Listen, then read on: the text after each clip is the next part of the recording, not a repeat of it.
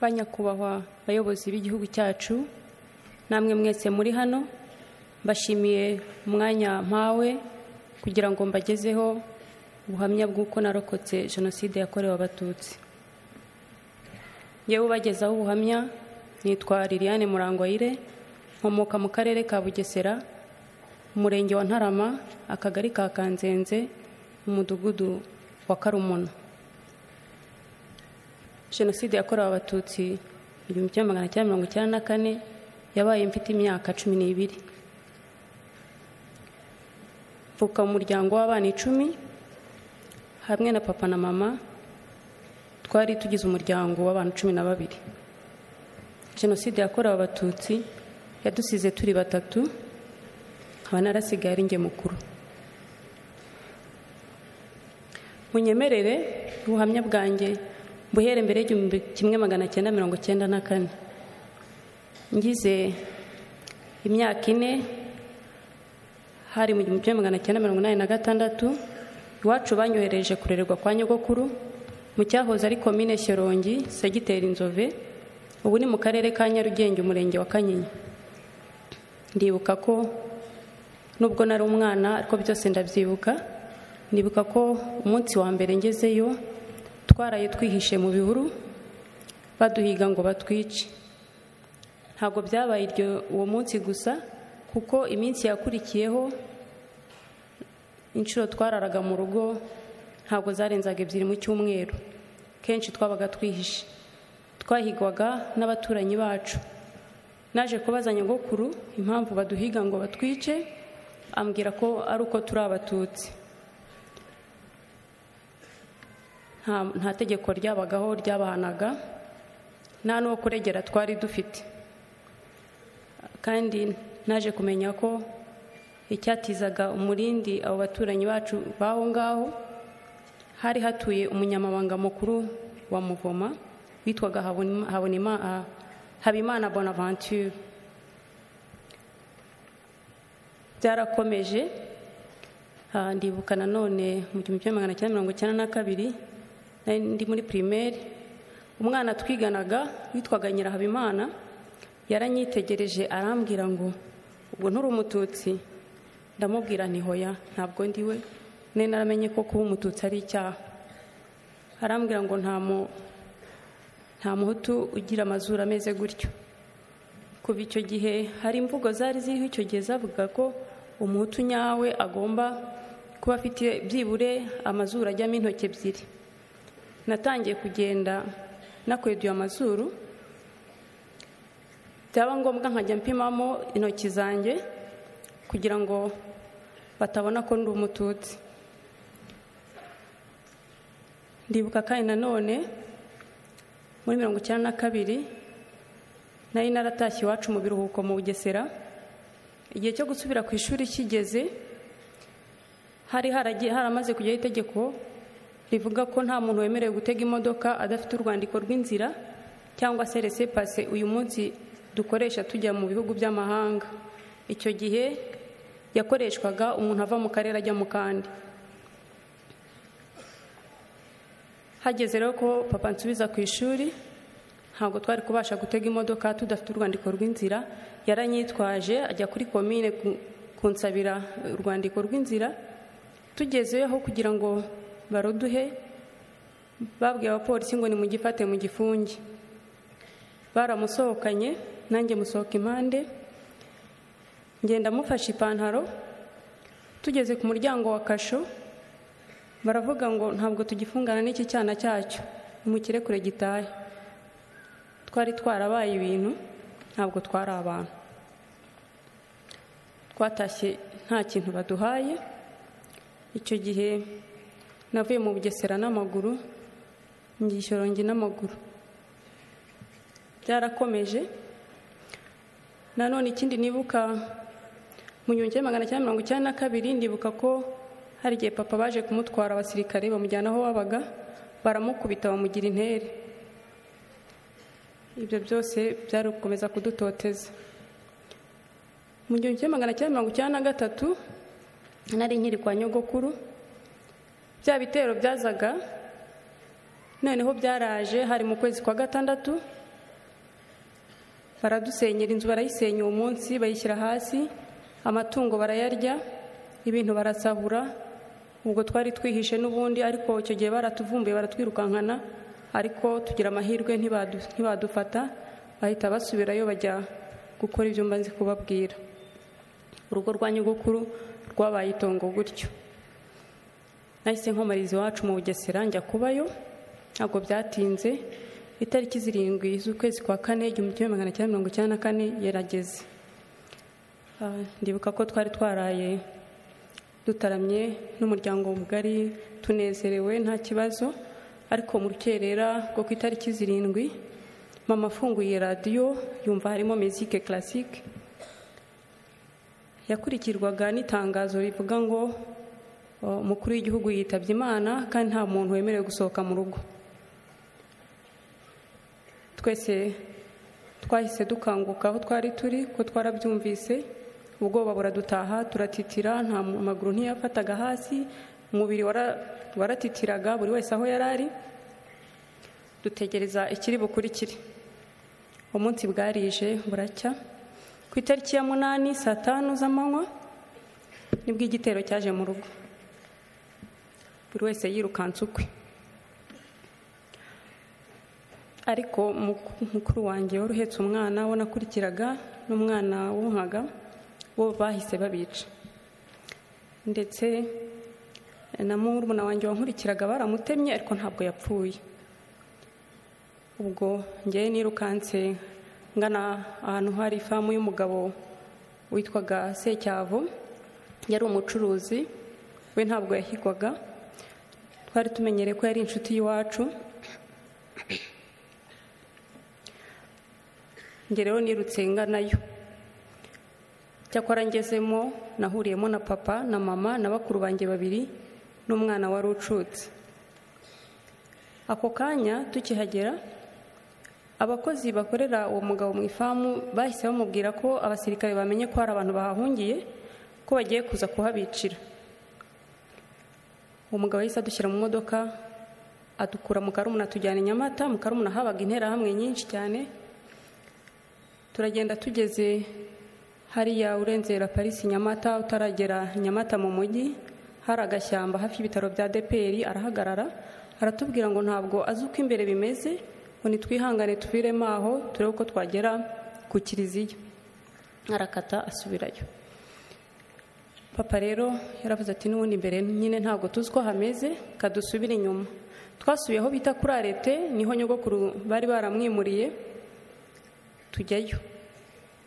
Ndibuka ko akimbona yambwiye ati wowe ntaho uzajya, uzawo kubara inkuru.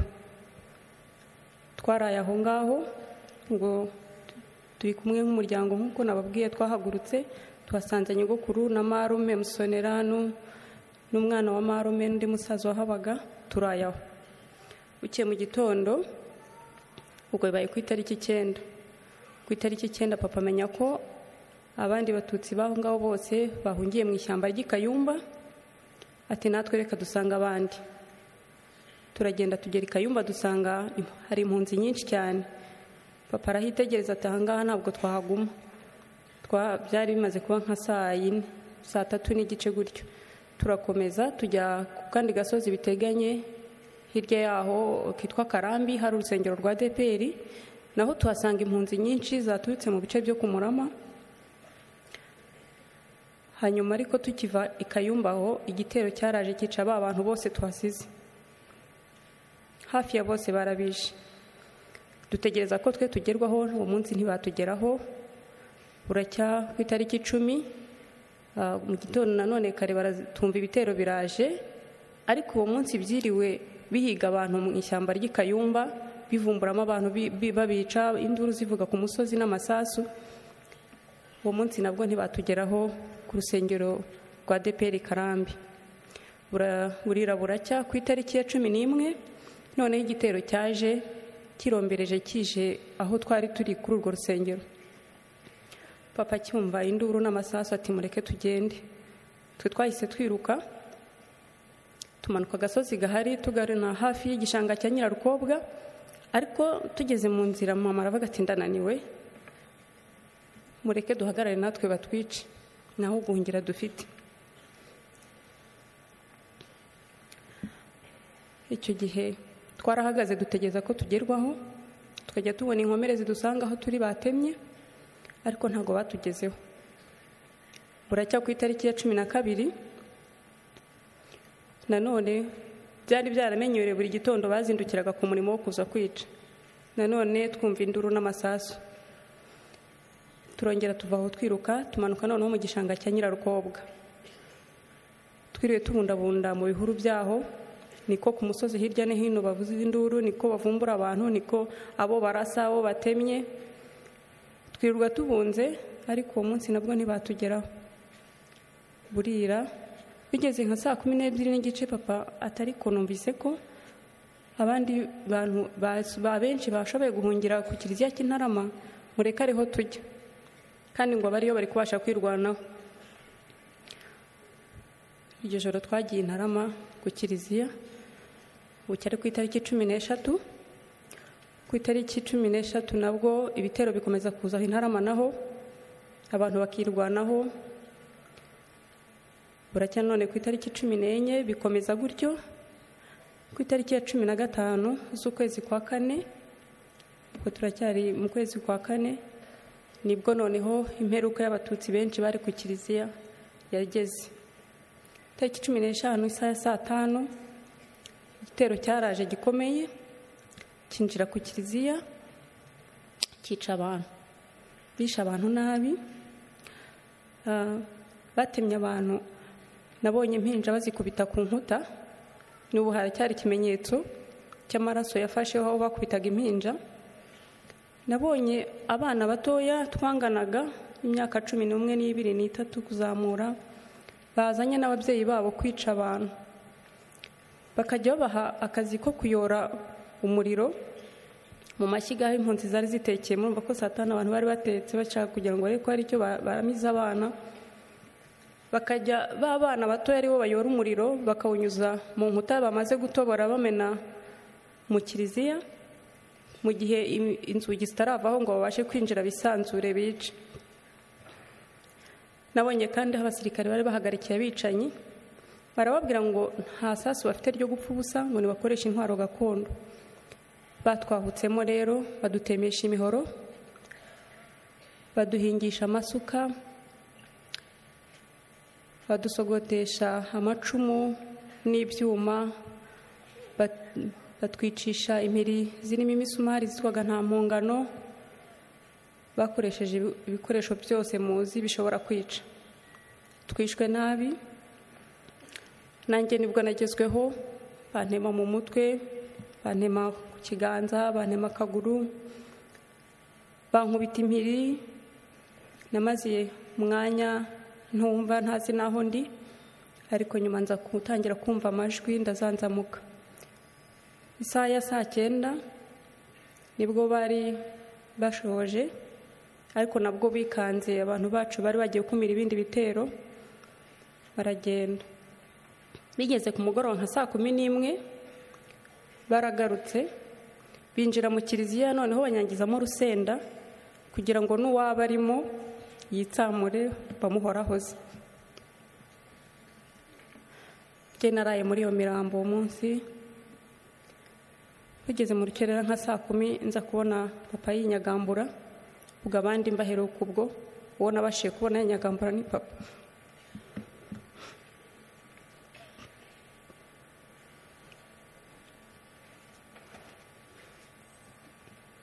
Naramubwiye ngo ntabwo nshaka gupfa.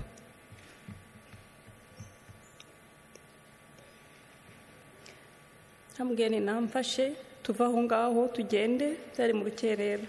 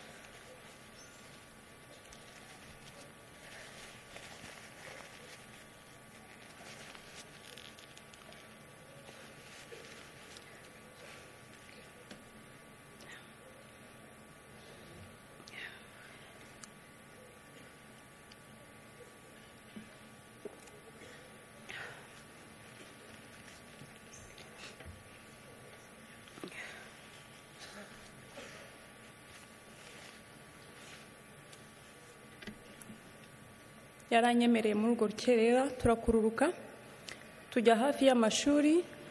Abari babashije guhonoka mu kiliziya bari bafite imbaraga niho bari bateraniye, n'abari bagiye mbere y'uko kiliziya bahagera. Ubwo byari baye ku itariki ya 16. Ibitero ntabwo byahagaze, nta gahenge baduhaga, baragarutse. Abantu bakomeza kwirwanaho ariko bikaba iby'ubusa, bakica abantu. Itariki ya 17 baragaruka, ku itariki ya 18 baragaruka. Papa rero yageze aho we asa n'ucika intege, bimunanira kongera kugenda. Njyewe iyo bazaga narakururuka herekeza aho igitero gitari. Uko bamugeragaho baramubwira, bamuhondaga amabuye mu mutwe, bakamubwira ngo bazamwica babaye.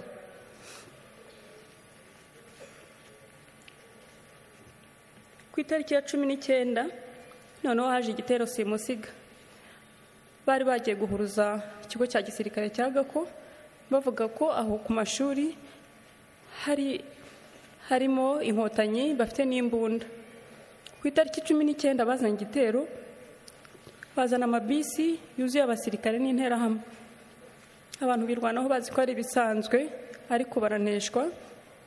Icyo gihe bishe abantu benshi cyane. Papa nawe nibwo bamuhorahoje. Icyo gitero cyarakomeje, dukomeza twisunika duhunga. Umuntu yabaga afite aho ahungira.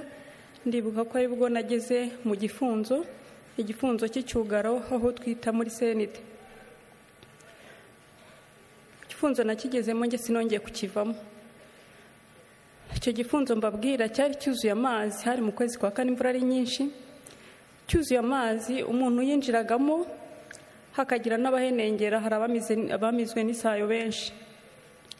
Kandi ubwo n'ubundi twasanze hari imirambo irimo, hari abari bariciyemo. Buri munsi rero interahamwe zarazaga zikinjiramo, ntabwo zatinye.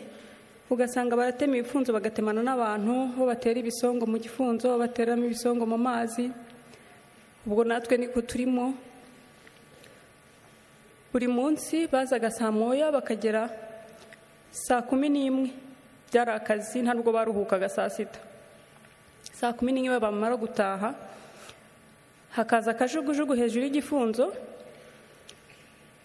bikagenda hejuru hafi, ngira ngo barebaga abantu basigayemo kugira ngo hari bamenye igitero kiza kugaruka umunsi ukurikira, wenda imbaraga kiraba gifite. Byarakomeje, murumva ahantu twabaga abantu baraboreyemo, yaba imirambo ya kera, yaba ari imishyashya. Natwe twari twaratemwe, twari twaraboze, inyo ziri mu bisebe, nta buzima.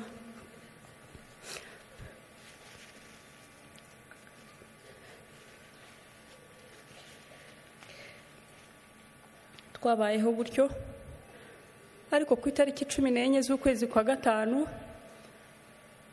ijuru riradukingukira, tubona abamarayika boherejwe n'Imana batugezeho.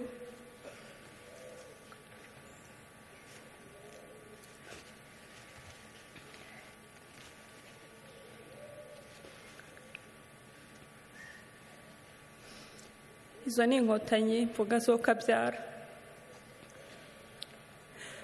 Abenshi ntabwo twemeye gukora ibyo. Twari twarakiriye gupfa, haburaga umunsi gusa. Ariko batugezeho baratubwira bati nimuhumure ntimugipfuye. Buri muntu bamugezeho. Njyewe ubwanjye umusirikare yangezeho yikura umwenda yari afunze mu nda, ntabwo nari nkibasha kugenda. Arampeka anzamukana agasozi, hari agasozi gahari. Tujya twibuka ku itariki ya 30 z'ukwezi kwa 4 abazabishobora bazahagere barebe ukuntu hateye ubwoba. Anzamukana ku gasozi, arantwara ampetse, hangeza aho twita ku muhanda wa leta. N'uyu muhanda munini ujya Nyamata wari igitaka, mu gasantere kitwa Kariyeri, aho bari bateguye imodoka zishobora gutwara abantu bakomeretse cyane. Nuko nanjye banshyira mu modoka bantwara Nyamata, aho bari bateguyeho gutangira kutuvurira ibikomere. Mwarakoze.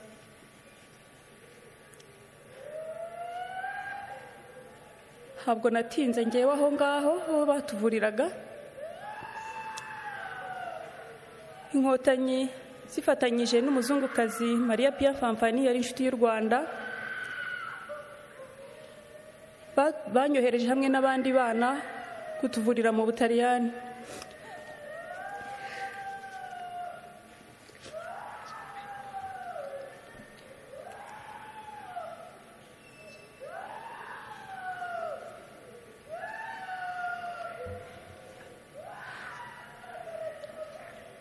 Twagiye mu Butaliyani baratuvura. Ndashimira igihugu cyacu ko bakomeje kudukurikirana kuva tugezeyo, ndetse tumaze gukira neza badufasha no kugaruka nubwo hari abandi bahezeyo. Twaragarutse tugera mu gihugu dusanga aba baraduteguriye buri kimwe cyose. Njye nibwo namenye ko hari barumuna banjye babiri bahari barokotse. Ntangira ubuzima rero nabo, ubuzima butari bworoshye, ariko nanone bworoshye kubera ko ubuyobozi bwari bwarateguye buri kimwe. Mu kubaka igihugu bushya no kubaka abanyarwanda, ntabwo imfubyi zibagiranye, bazigize iza mbere, zihabwa amashuri ziriga. Nanjye rero nishyuriwe amashuri yisumbuye ndetse na kaminuza n'ikigega FARG cyafashaga abatishoboye. Ubu ndishimira ko ndi umwe mu babasha gutanga umusanzu mu iterambere ry'igihugu cyanjye. Ntago narekeye,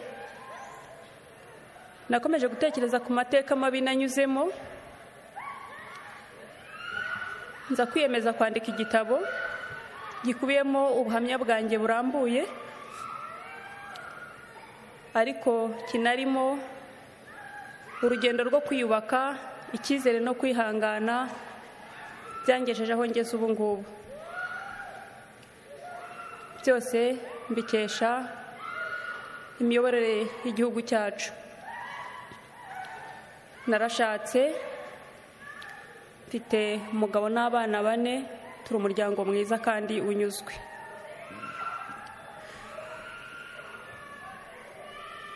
Ndashimira ubuyobozi bwacu ko uyu munsi dufite umutekano uhamye, nta muntu ukirara mu bihuru kandi afite urugo rwe.